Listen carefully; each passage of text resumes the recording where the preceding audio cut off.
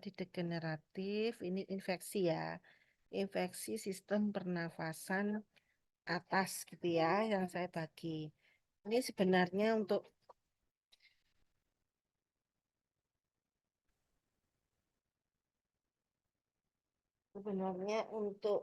kuliah ini kalau nggak salah kemarin yang di patofisiologi saya berikan juga ya tentang ISPA ya. Ya enggak?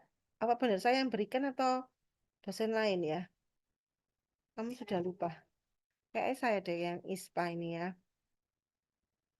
Oke. Ini nanti juga sama terbagi menjadi dua pertemuan ya. ISPA pernafasan atas dan bawah. Tuh, anak saya nangis sebentar.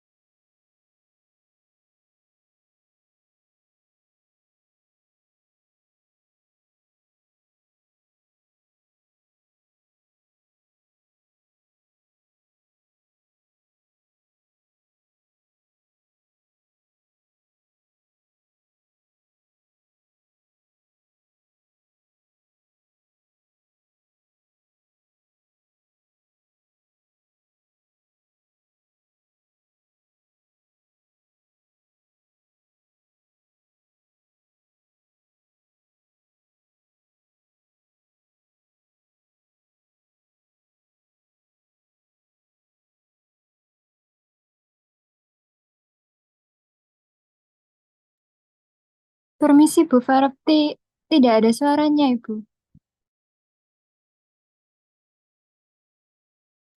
Iya, maaf masih mute ya. Iya, oke oke. Oke, untuk sistem pernafasan ini sepertinya sudah pernah saya jelaskan di patofisiologi. Jadi nanti kita langsung fokus ke nutrisinya saja. Ya ini sekedar sedikit mengulang sedikit ya, karena kita bagi menjadi atas dan bawah, di mana eh, ini batas kemarin sampai apa batasnya ini di laring ini ya.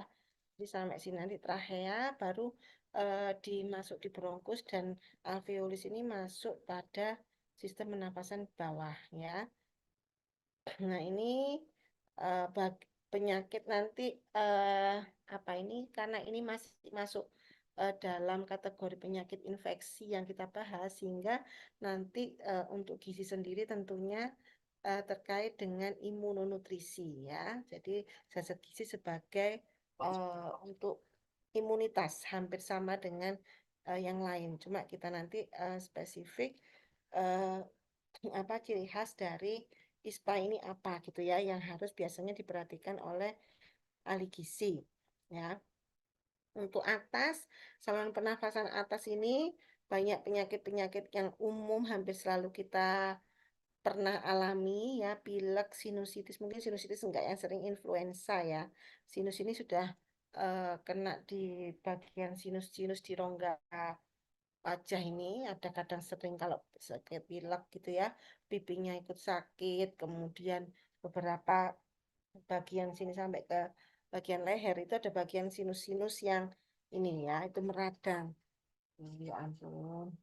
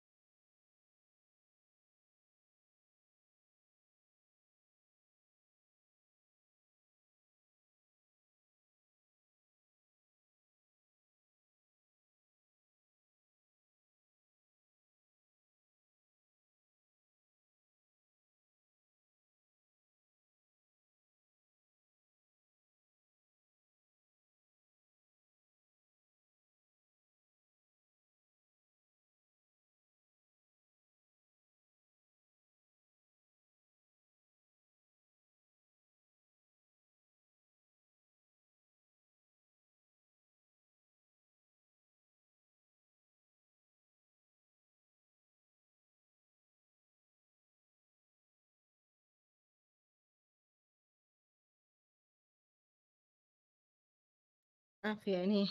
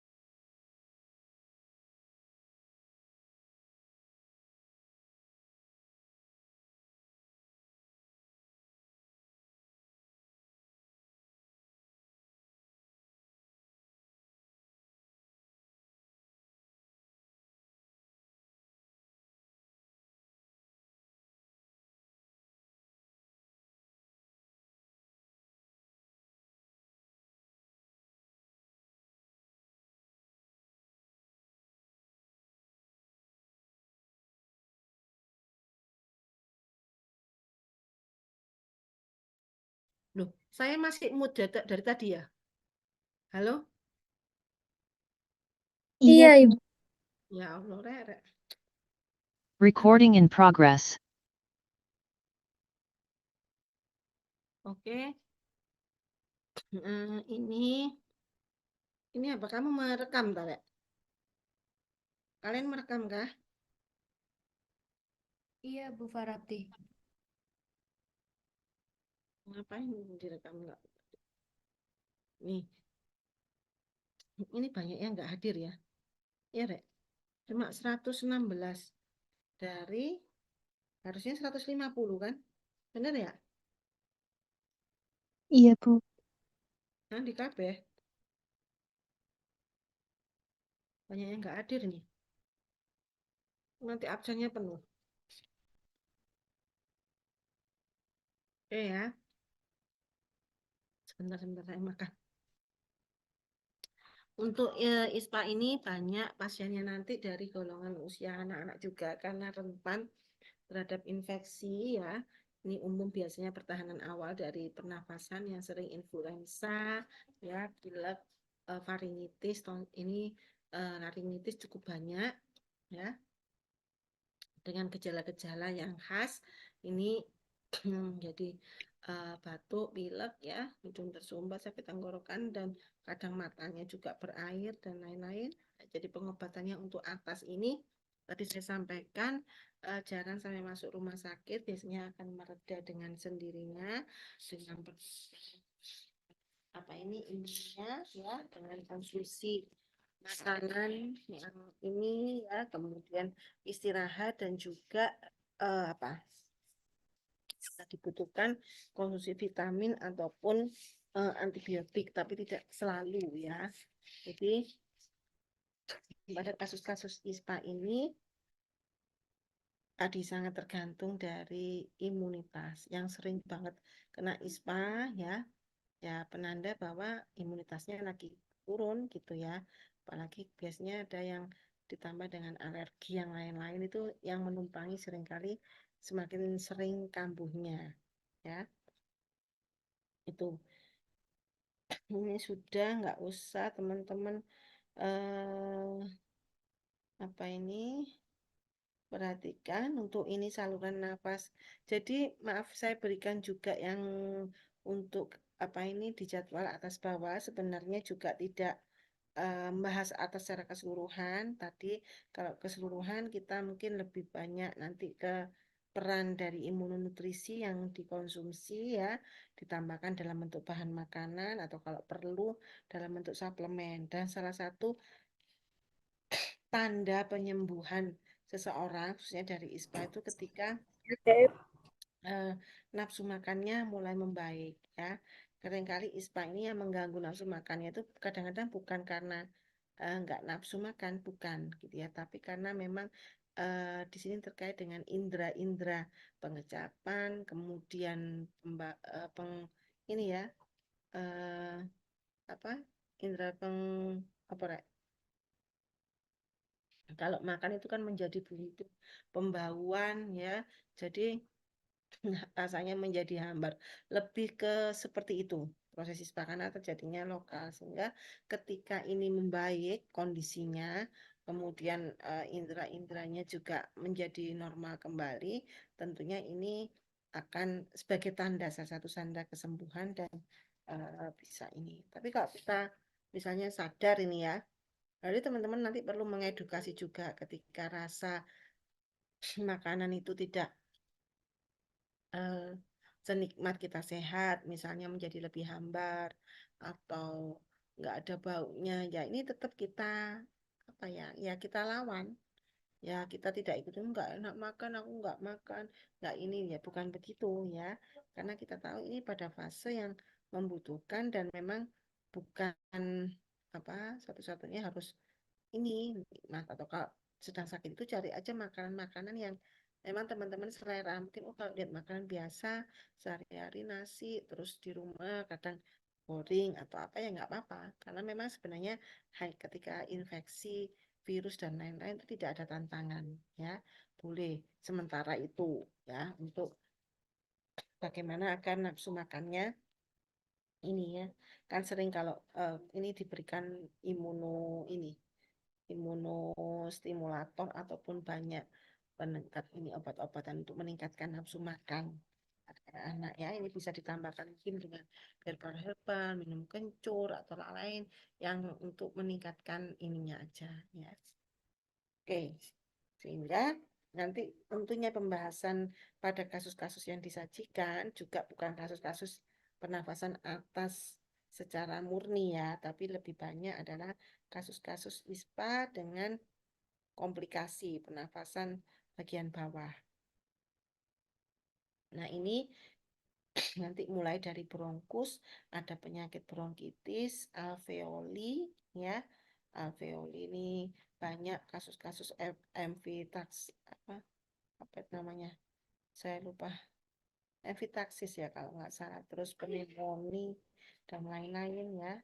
Ini sudut penting nanti pada saat teman-teman mengasesmen, jangan lupakan adanya tanda-tanda ini ya, gejala tanda terlihat tulang iganya kalau sesek, lihat gitu ya, bukan berarti kalau perempuan terus kayak nggak lihat, lihat upayanya untuk uptake oksigennya ya, untuk pemenuhannya.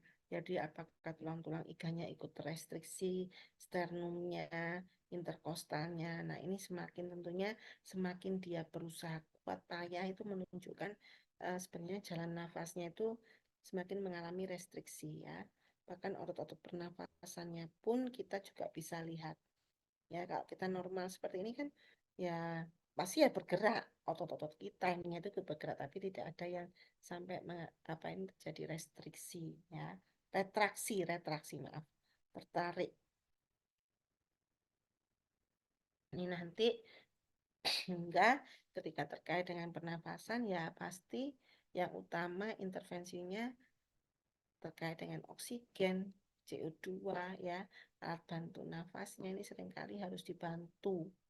Jadi bantuan bukan hanya dari jalur enteral dan ini, kita bantu ada mulai dari yang rendah sungkup oksigen, kanul ya, sampai alat mesin yang disebut ventilator.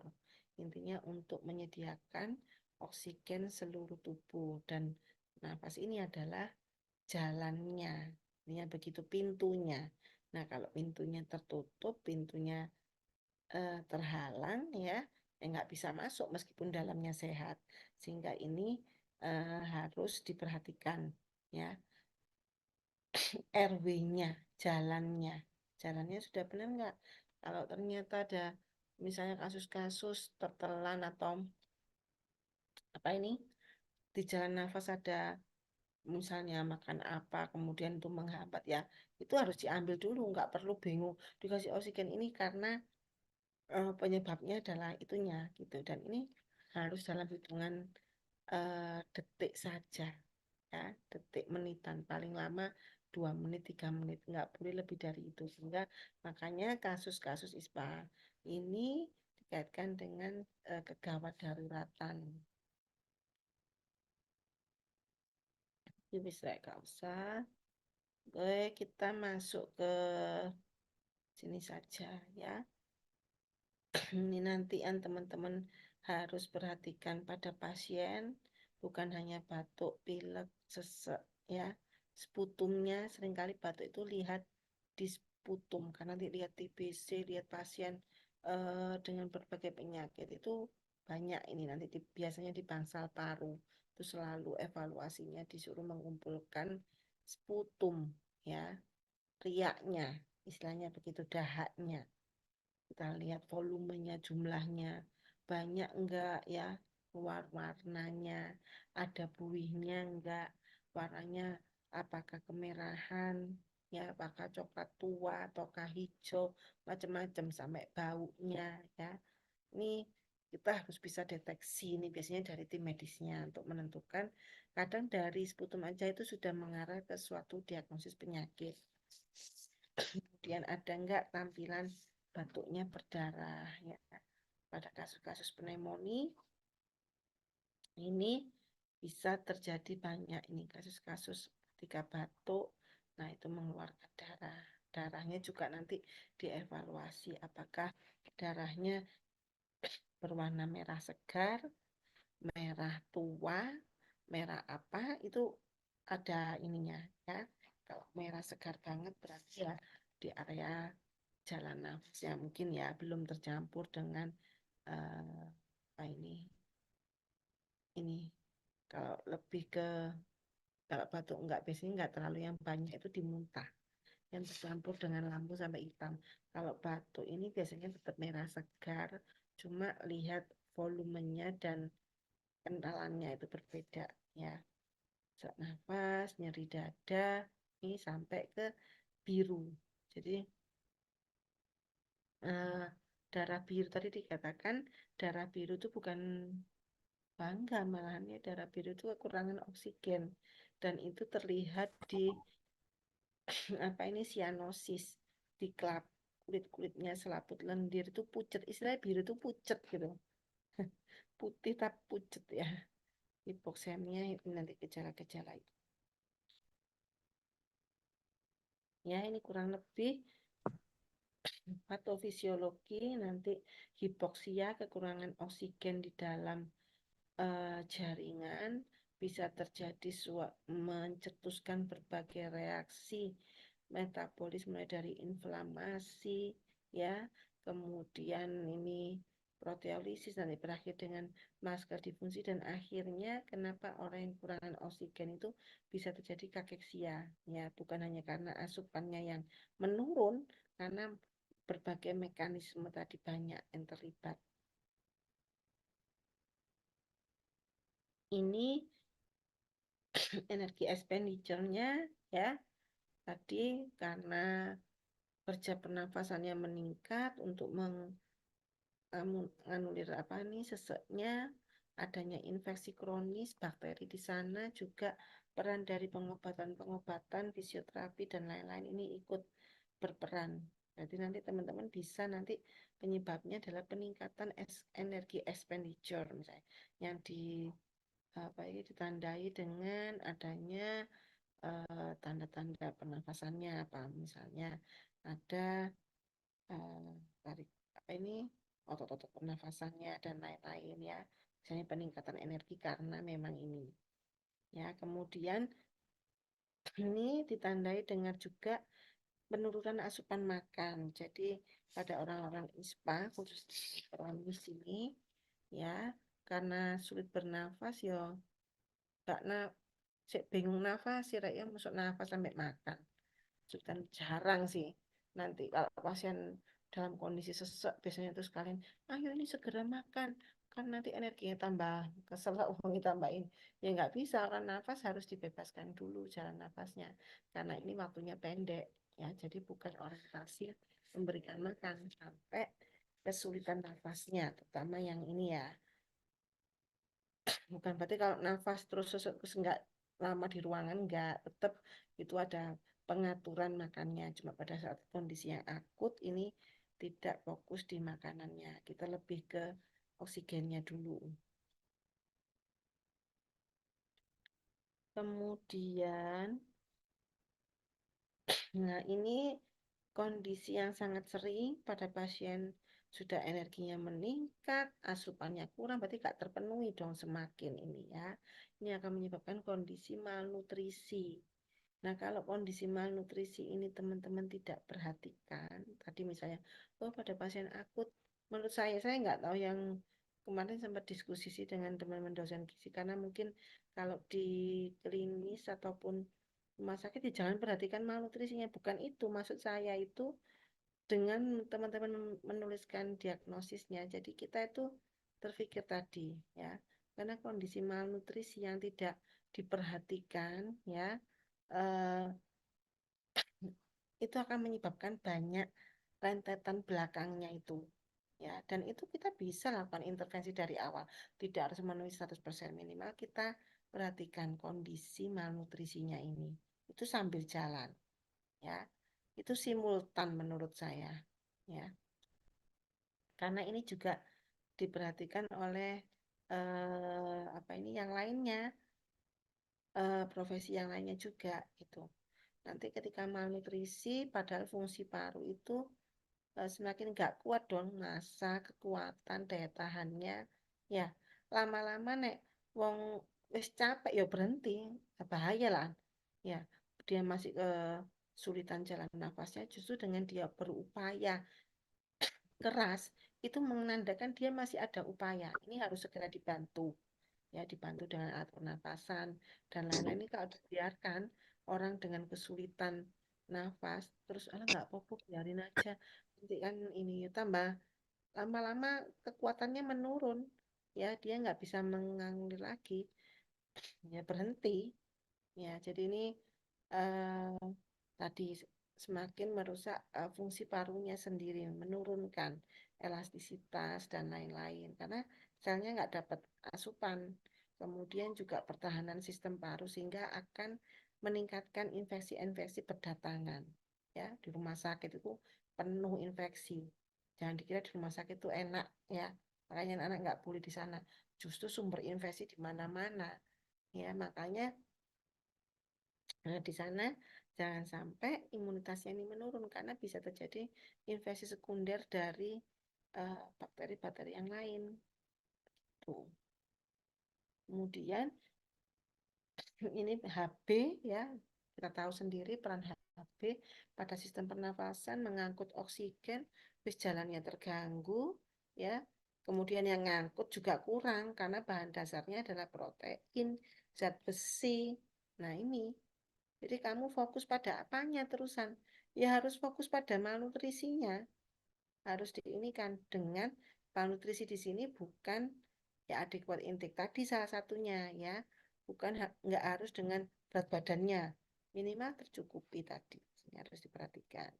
Protein awalnya kan memang kita dari gizi dari intake-nya ini ya. Kemudian dari zat gizi mikro lain ini akan kita tahu bahwa pada proses pernapasan butuh banyak melibatkan metabolisme yang membutuhkan kofaktor-kofaktor ini. Ya. Kemudian jangan lupa defisiensi protein tidak hanya menyebabkan penurunan semuanya, justru bisa menyebabkan edem.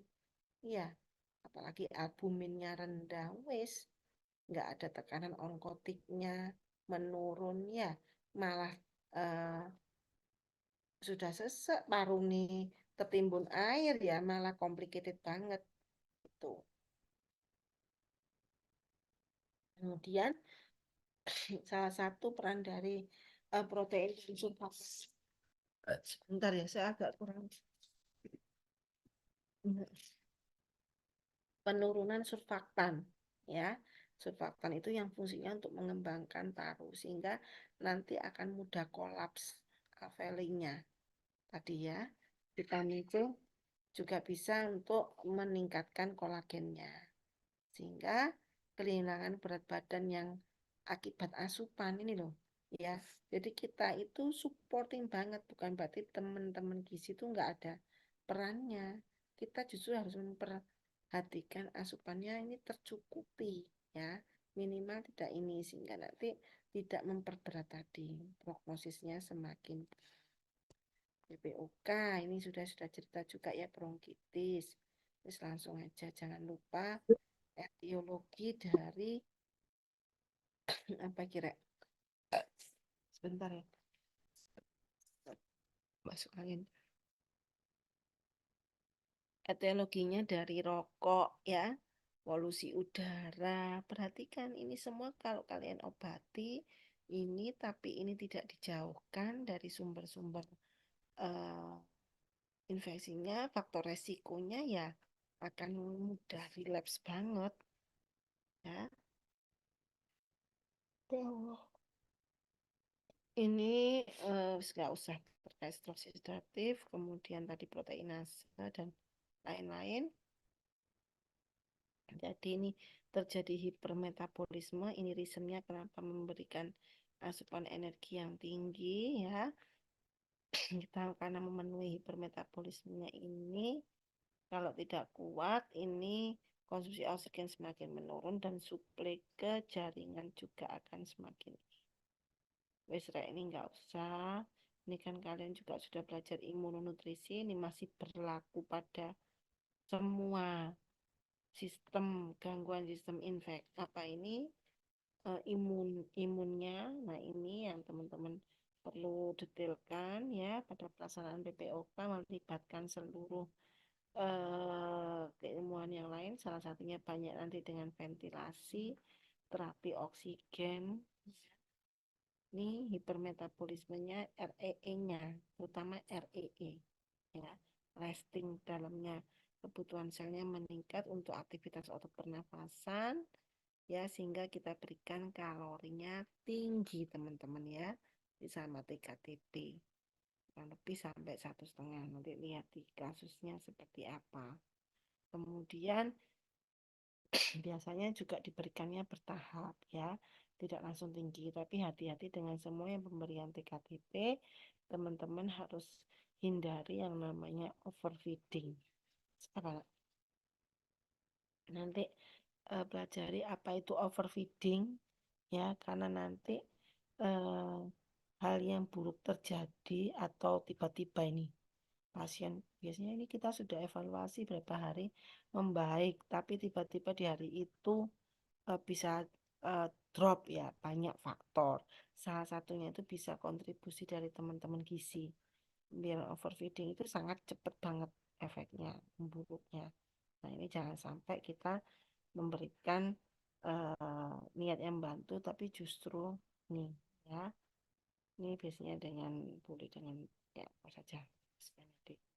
Nah, ini mengapa tidak boleh terjadi overfeeding dan akan sangat membahayakan khususnya pada pasien dengan sakit ISPA, gangguan pernafasan ya, karena ini tadi energi yang tinggi itu akan ada kaitannya dengan energi glukosa dan Na ya, natrium, untuk proses metabolismenya bersamaan, sehingga ini cairan akan masuk ke dalam ekstrasel ya. Ekstraselnya semakin besar, terjadi edema paru. Edema ya tambah legepen pasiennya ya.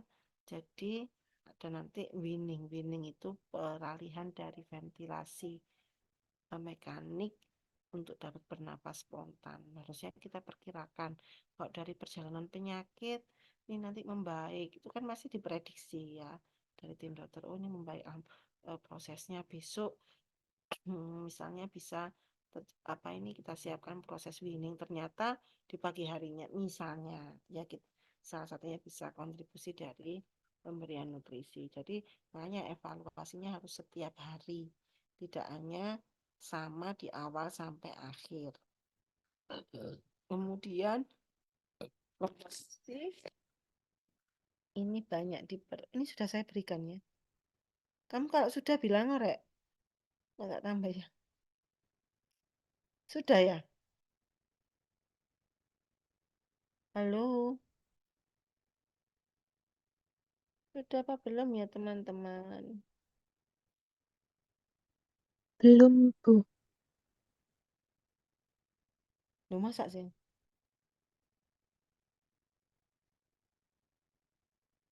Iya,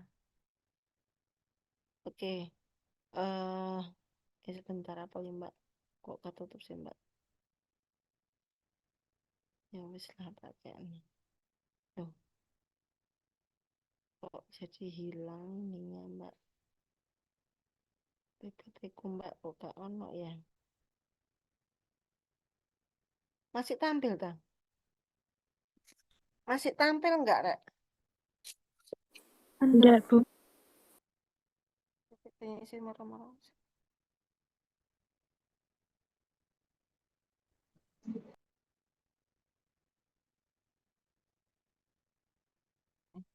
Gimana ya ininya ya? Wah,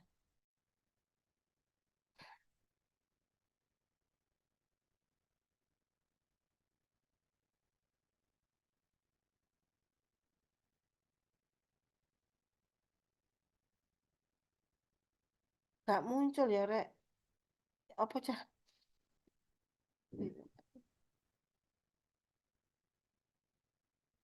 Loh, nggak muncul. Di mana, di mana, di mana? Padahal ininya ada.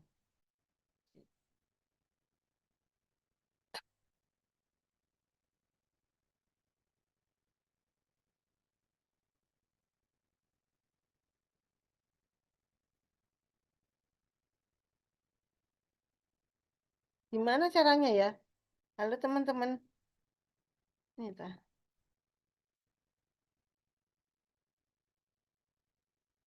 Mungkin bisa Sudah saya bantu screen, Ibu.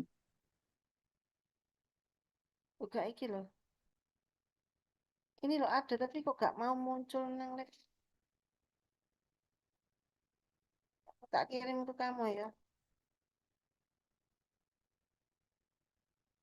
Loh, kok aneh sih? Sebentar kok tiba-tiba.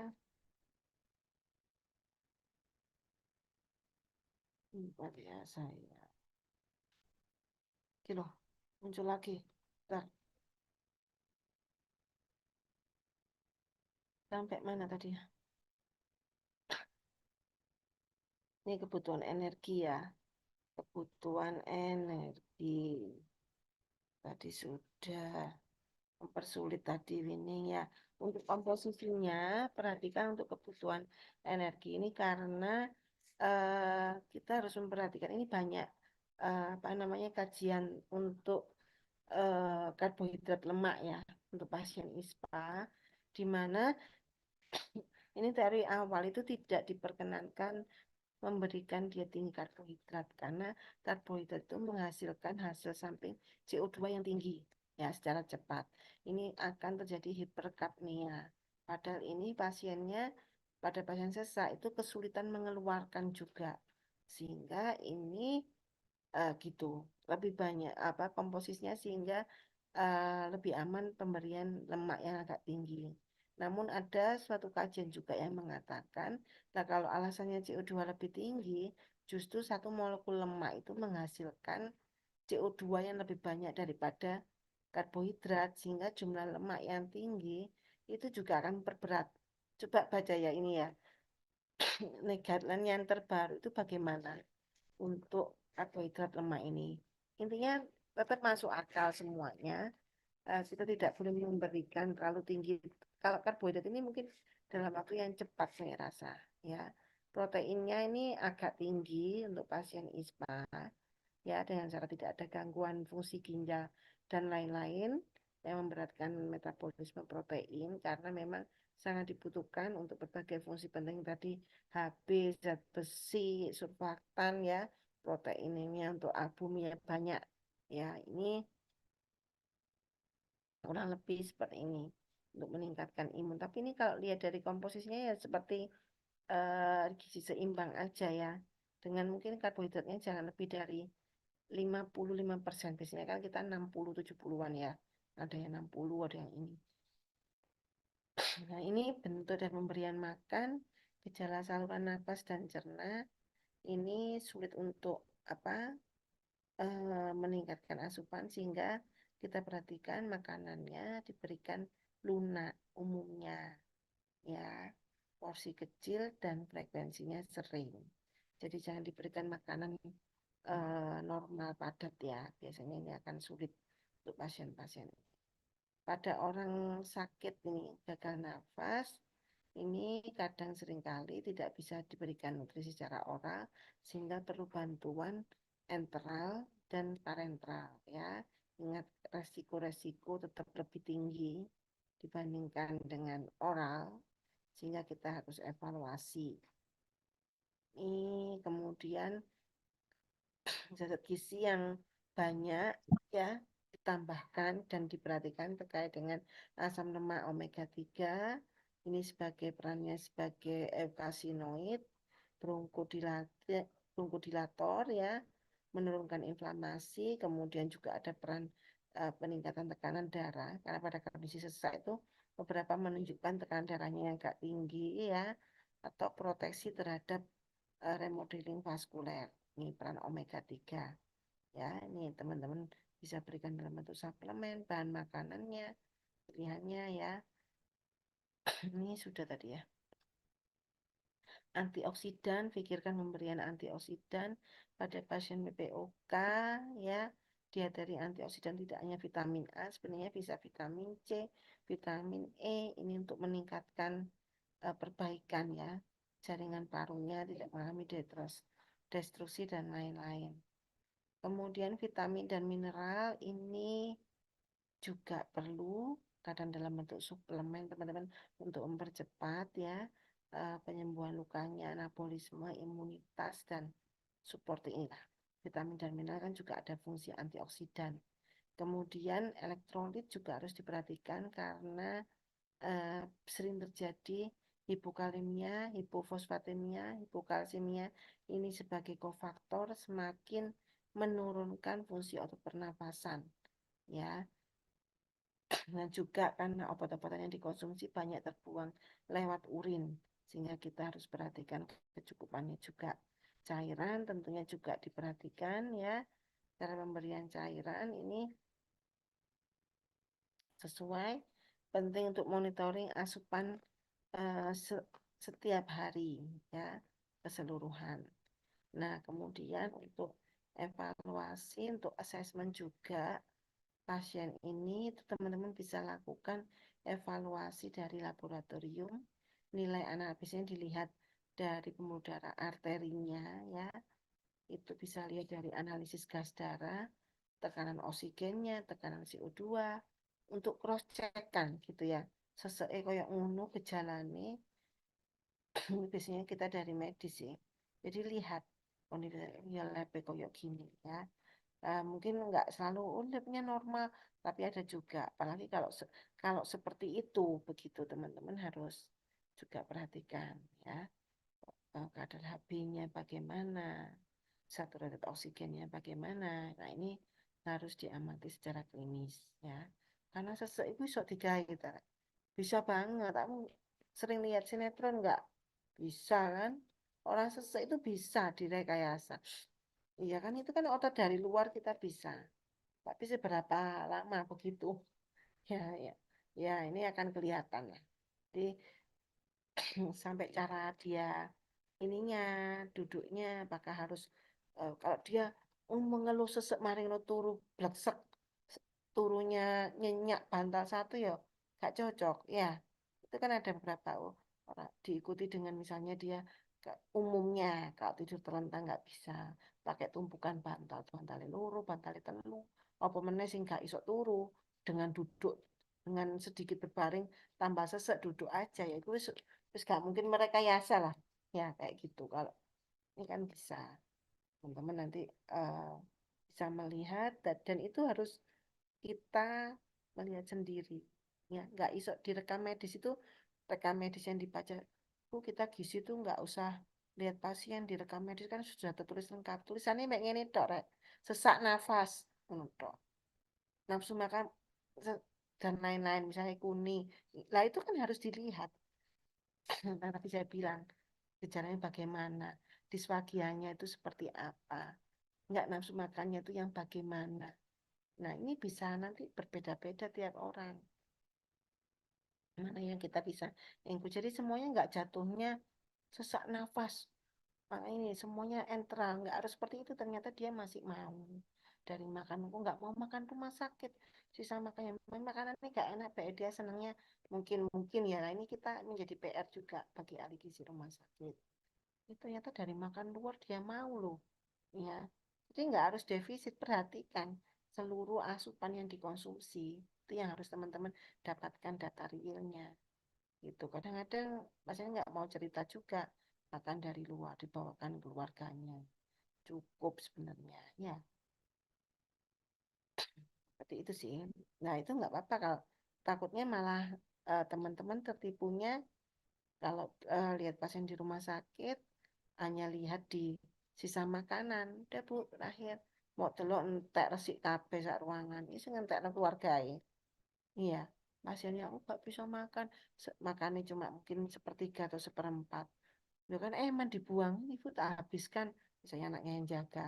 Nah, kamu evaluasi ini kan makannya habis gitu semua. Bener nggak entek oleh pasien?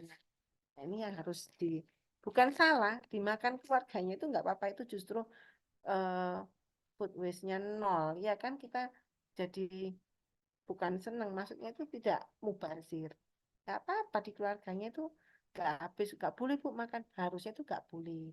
Maksudnya nggak boleh itu bukan karena ini memang dirancang gitu loh, di ini kan ya untuk pasien itu. Bukan siji itu dibagi sak keluarga kabeh. Itu yang harus dijelaskan, bukan karena nggak boleh. Ini kalau dia misalnya pasiennya nggak mau, terus ya silakan aja mau dihabiskan, mau dibawa pulang, mau ya terserah. Atau di rumah sakit juga dibuang.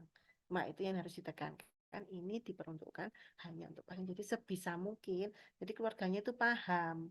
Gitu loh. Bukan ini Bu, makanannya titik. Oh, nah gitu kita bawa pulang ya, kita makan bersama. Bukan itunya. Ya, jadi dijelaskan ini untuk pasien. Sebisa mungkin harus dihabiskan. Jadi yang supporting keluarganya.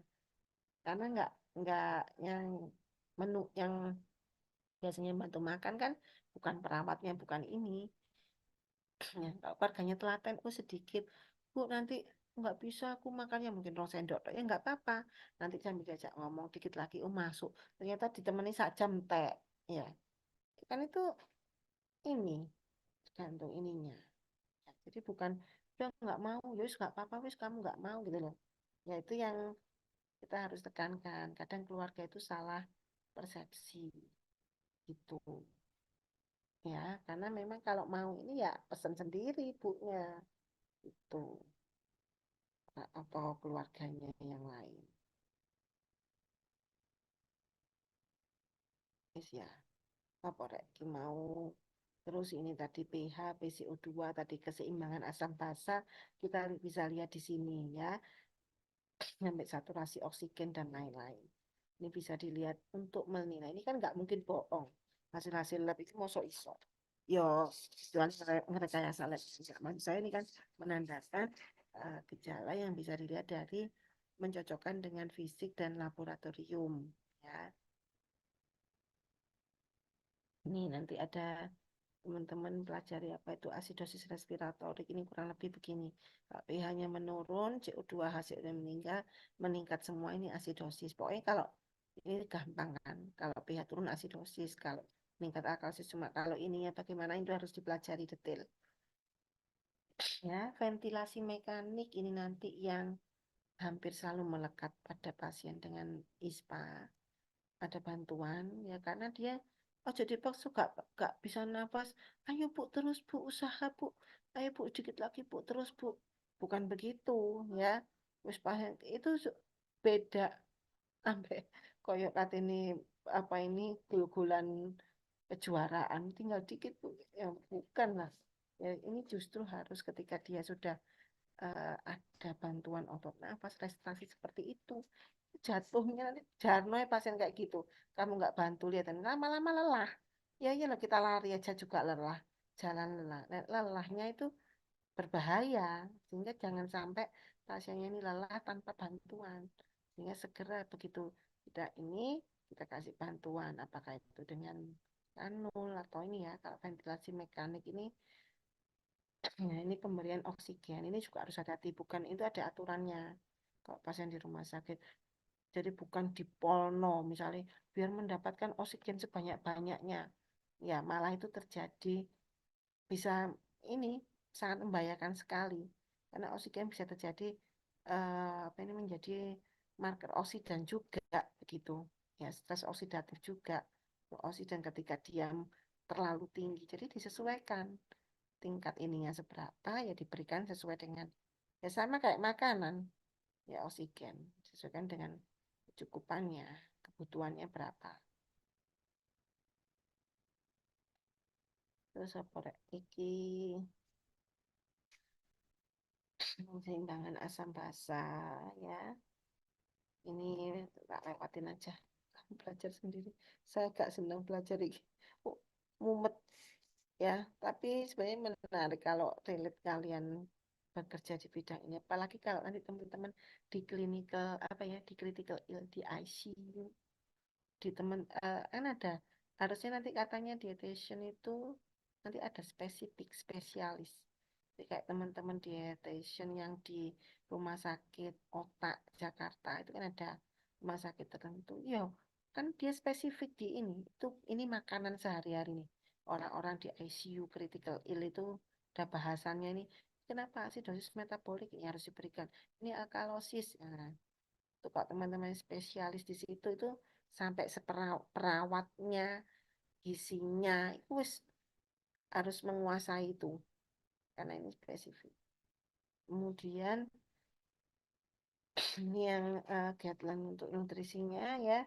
Jadi sama, pilihkan karbohidrat yang kompleks ya.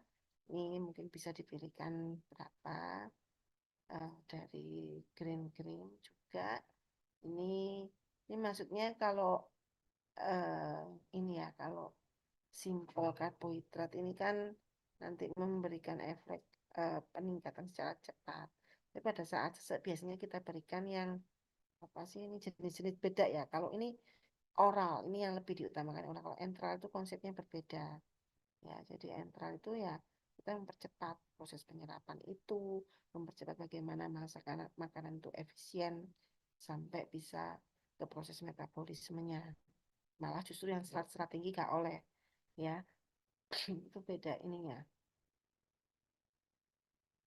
Nih, fiber ya, ini keseharian pada pasien-pasien yang mempunyai penyakit ini, pada eh, apa ini pola makannya itu kita perhatikan seperti ini. Ini secara umum sih podo rek ya, dengan yang lain-lainnya. Ini yang dari makanan bergas ya kan, terus makannya gak porsi kecil tapi sering, minumnya juga sedikit-sedikit ya, tidak terlalu banyak ya banyak. Kemudian ini sedikit tentang TB. TB ini juga menjadi salah satu penyakit ISPA ya, bagian sering berkontribusi juga menyebabkan sesak. Nah, tuberkulosis ini kan banyak, bisa tuberkulosis kulit, tuberkulosis yang banyak ya. Ini yang di paru. Ini spesifik nanti teman-teman biasanya ini kaitannya dengan obat-obatan yang dikonsumsi karena mereka harus begitu terdiagnosis TB harus program DOTS itu ya. Jadi rutin berapa bulan itu, 3 bulan, 6 bulan harus rutin sampai diperiksa dahaknya negatif. Nah, ini seringkali obat-obatan ini nanti akan memberikan beberapa efek samping yang teman-teman harus ketahui. Misalnya ada ini dot ini ya. Ini efek sampingnya tadi ada obat-obatan yang diberikan mana sih? Urin kemerahan, ini misalnya rifampicin. Jadi kalau urinnya merah, oh ibu ada gangguan ini, misalnya ya, eh, ada ya ini harus jeli gitu ya. Jadi mengikuti kasusnya pasien ini. Oh, urin merah, jangan langsung misalnya karena ini ada perdarahan, ada ini, lihat dulu. Oh, dia eh, apa dot ini biasanya sudah dijelaskan ke pasien. Nanti pada saat berobat seperti ini selama rutin, nah, ini urinnya berwarna merah. Ibu akan mengalami sedikit rasa apa itu nyeri-nyeri lah, sedikit. Jadi perobatan ini nggak enak ya. Bahkan ada yang sekarang juga sudah ini kan ya diganti itu streptomisin yang lalu itu sampai bisa menimbulkan gangguan pendengaran ya. Ini sudah diganti main dengan etambutol. Ini yang jangan dilupakan juga, seringkali pasien-pasien TB itu koinfeksi dengan HIV AIDS ya. Ini harus ya curiga apalagi dengan eh, nggak semuanya dicurigai gitu juga ya, lihat dengan penampilannya, fisiknya, riwayat penyakitnya dan lain-lainnya itu agar kita lebih berhati-hati juga menangani pasien. Sudah ya. eh Gimana? Ini ada yang ditanyakan sampai sini? Halo.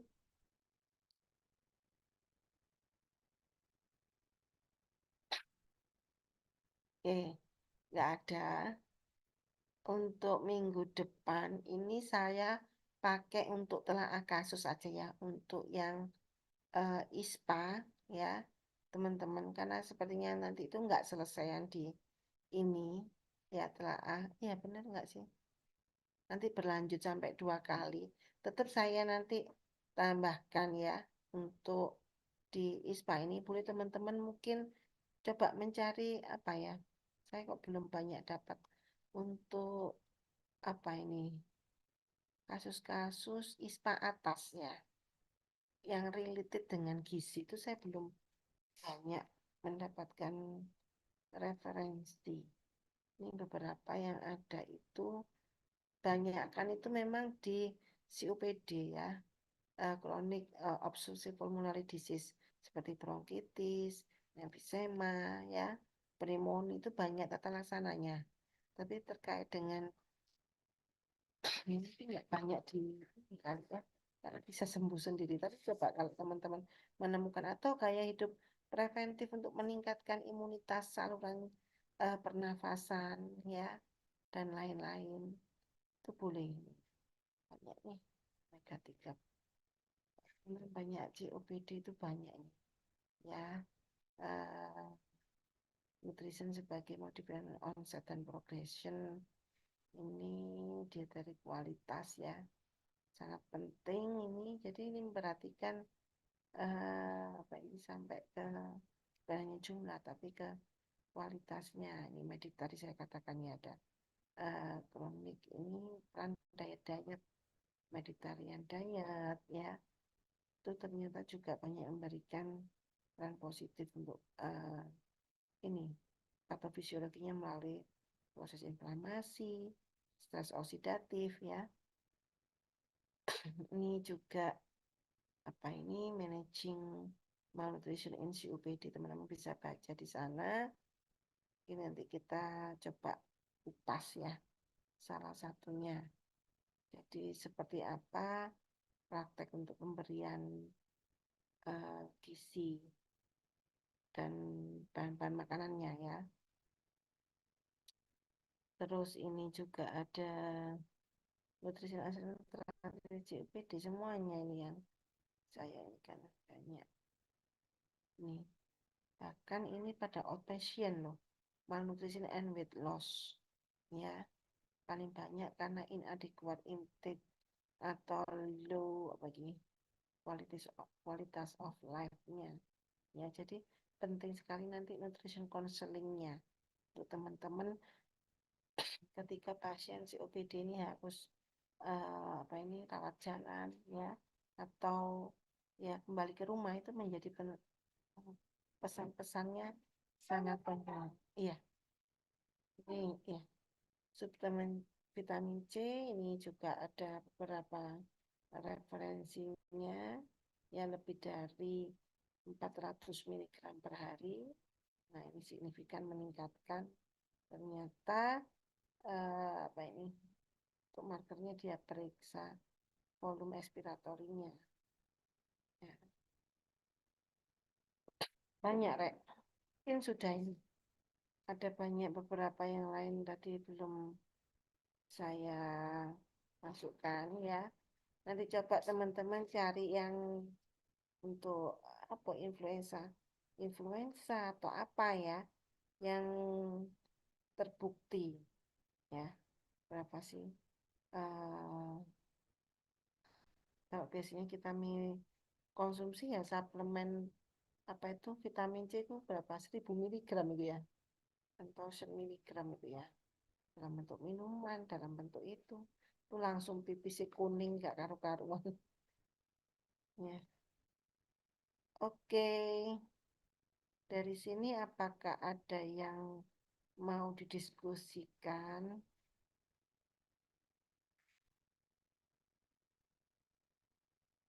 Oh iya, untuk besok tadi wis disampaikan Mbak Asri apa belum ya? Sudah ya. Untuk besok apa besok itu praktek ya, karena yang degeneratif ya. Degeneratif itu kasus apa kemarin stroke gitu ya. Nanti makanannya adalah enteral. Jadi besok karena banyak besok itu ada rapat departemen kita mungkin seperti sampai sore banget. Kemudian ada Amazi ya, acaranya Amazi dan lain-lain.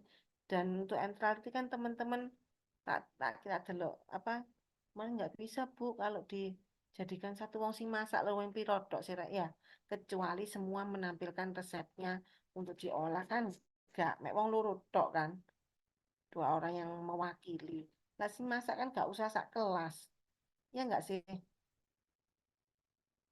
ya besok ini aja ya nggak karena nggak apa-apa sebenarnya itu eh, cuma ya karena besok kita banyak kegiatan juga gitu jadi dijadikan satu aja siang untuk masaknya dua kelompok nanti langsung presentasi di jam setengah tiga atau jam tiga itu ya itu ya teman-teman tolong yang kemarin kan sudah ya kelas satunya sudah ya yang kelas ininya nanti tolong dilengkapi informasi eh, cara pembuatan ya. Jadi kayak cara pengolahan makanannya. Misalnya apa dulu ini misalnya bahannya apakah ini dikukus ataukah ini diapakan, mana dulu di blendernya kayak gitu ya. Besok ditambahkan informasi itu ya. Sebenarnya kalau praktek masak itu harus menambahkan itu karena realnya itu biasanya dalam bentuk video. Biasanya kan gitu sih, Rek. Masa aku ndelok video masak itu, nyontoh masak kan nggak cuma bahannya ini nih kan nggak cara pembuatan dia tama-tama. Nah, ini tuh dirupakan dalam bentuk tulisan. Begitu. Jadi untuk membuat menu ini, bahannya ini, cara pembuatannya seperti ini. Nah, karena cara pembuatannya teman-teman ilmiah ya bukan ini diaduk tapi dibuat suatu bahan yang baik. Begitu. Oke, ada yang ditanyakan? Permisi Halo, Bu Prakti, ya. permisi Bu. Ngapunten Bu, saya izin bertanya Bu. Untuk kasus Iya. ISPA itu kan kami belum presentasi nih Bu. Jadi karena belum presentasi kami juga belum ada revisi gitu Bu. Nah, Loh, biasanya kan ISPA kan seminggu depan. kalau di Iya. kontra kalau di kontra itu kan biasanya setelah kami mengerjakan kasus, kemudian presentasi, kemudian baru telaah Bu. Iya. Iya, Mbak. Ini kan kepotong 1 minggu ini untuk kasus, untuk praktek masak itu. Halo? Halo? Apa kalian mendengarkan? Halo? Iya, Bu. Ya gini, jadi ini kan terpotong minggu ini kan untuk praktek itu harusnya kan minggu kemarin ya. Jadi switch jadwal begitu. Nah untuk yang kemarin tetap yang laporan individu itu kumpul norek. Sudah kan? Mau kumpul tuh sudah apa belum? Laporan individu itu dikumpulkan.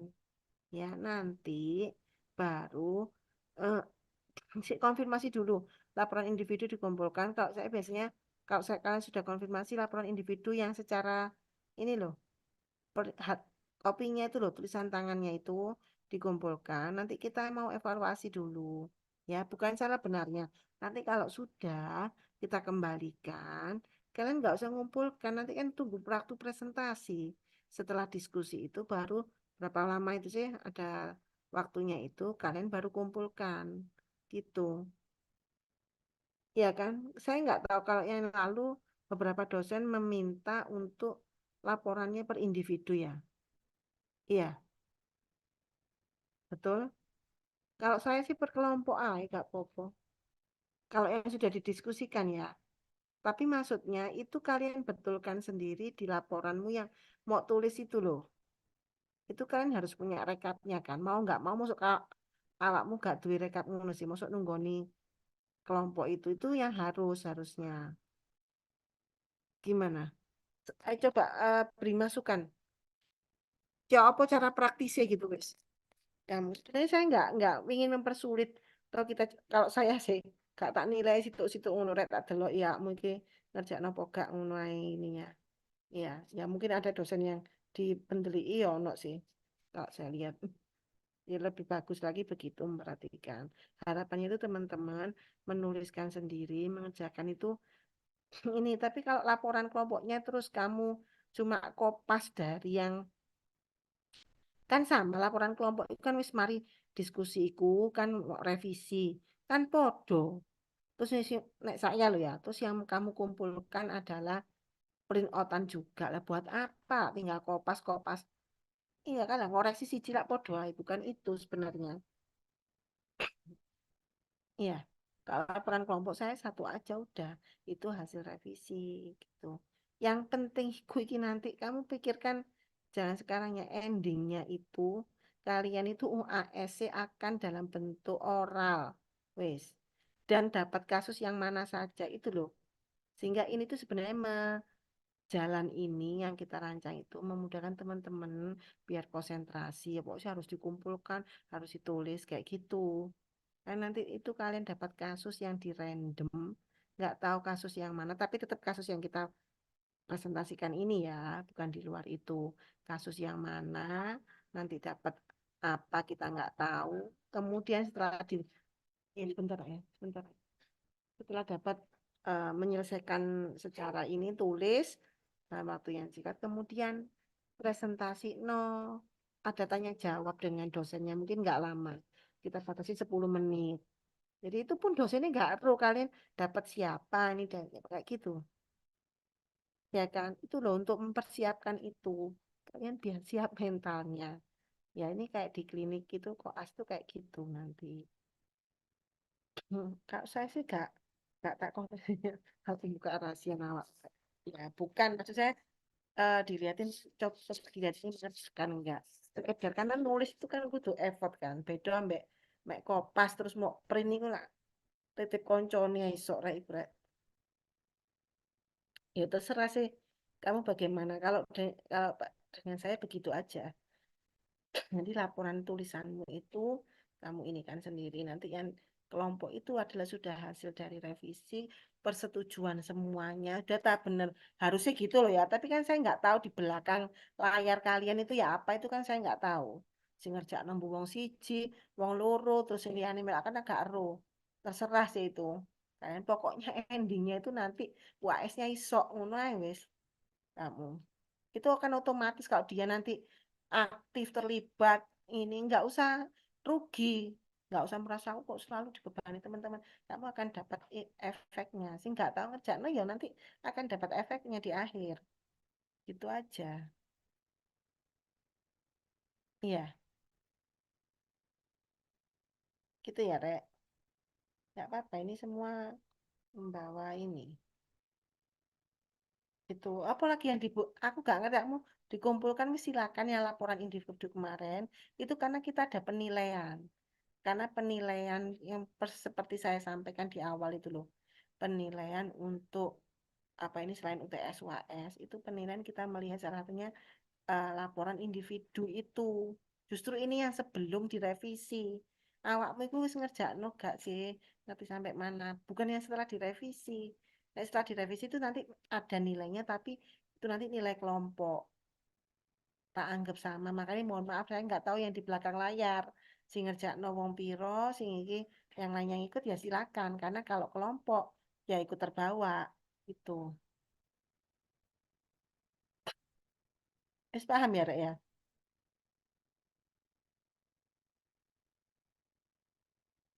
Bagaimana? Izin Bu, izin mengkonfirmasi. Berarti untuk praktikum minggu depan itu, maksudnya untuk dietetik minggu depan itu agendanya telaah atau presentasi? Yo, sayang, telaah itu lah kasusnya nang nggone itu sih. Apa sih? Telaah itu kan teori. Jangan bingung toh awakmu iki ono dietetik teori, ono dietetik praktikum.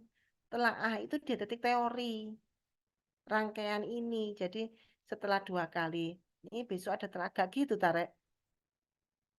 Nek praktikum ya tetap presentasi ya tetap. Presentasi kasusnya itu kan tetap minggu depan. Rangkaian dari praktikum itu setelah pertama diskusi sendiri, nuliskan di laporan individu, minggu depannya presentasi, ya kan? Minggu depannya apa? Habis presentasi itu Bang? Salah ya. Habis presentasi terus masak, ngono kan? Ya gak jerek.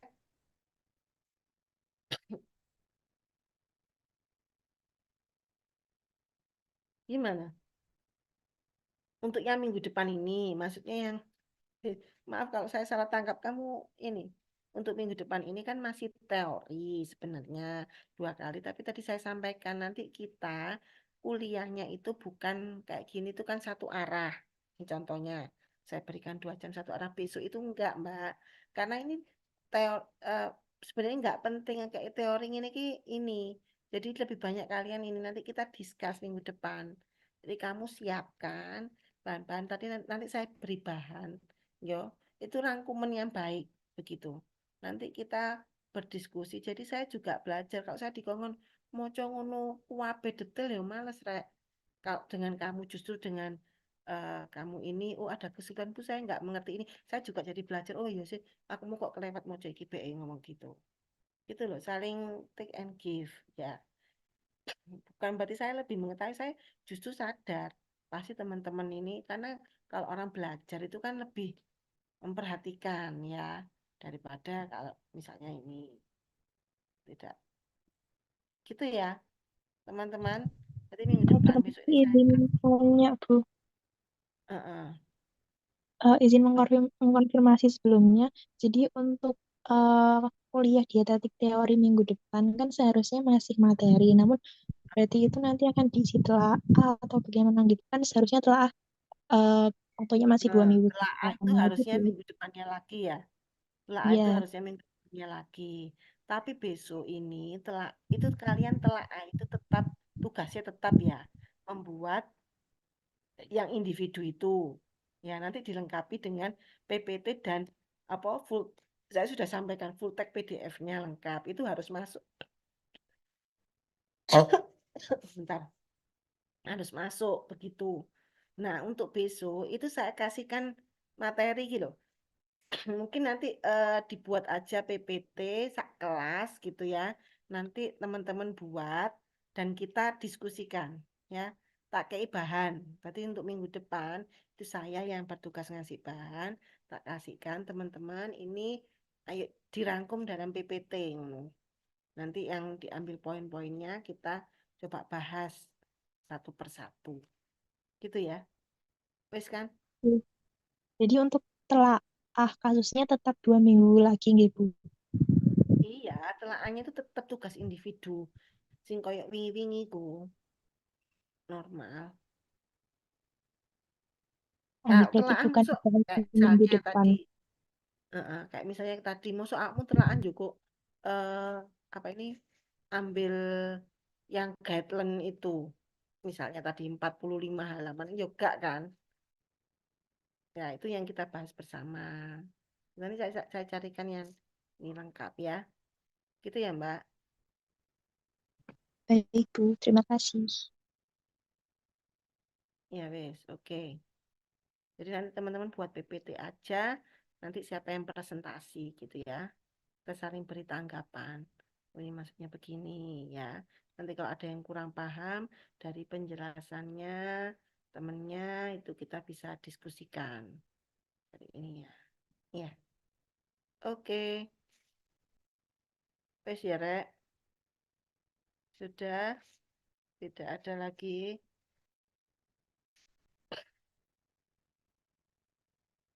Kalau tidak ada, kita bisa akhiri ya untuk kuliah ini. Terima kasih atas perhatiannya semua ya.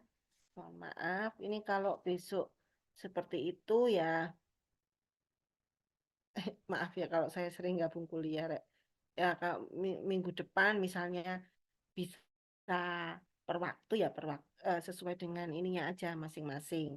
Nggak apa-apa. Kalau misalnya terpaksa nanti saya sampaikan ada ini ya gabung, tapi sementara sesuai dengan waktunya ya. Oke,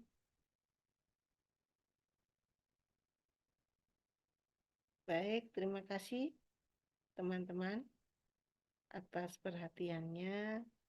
Saya akhiri ya untuk kuliah ini. Semoga bermanfaat. Ini sudah banyak yang keluar ini sebelum waktunya selesai. Oke, terima kasih. Saya akhiri. Assalamualaikum warahmatullahi wabarakatuh. Waalaikumsalam warahmatullahi wabarakatuh.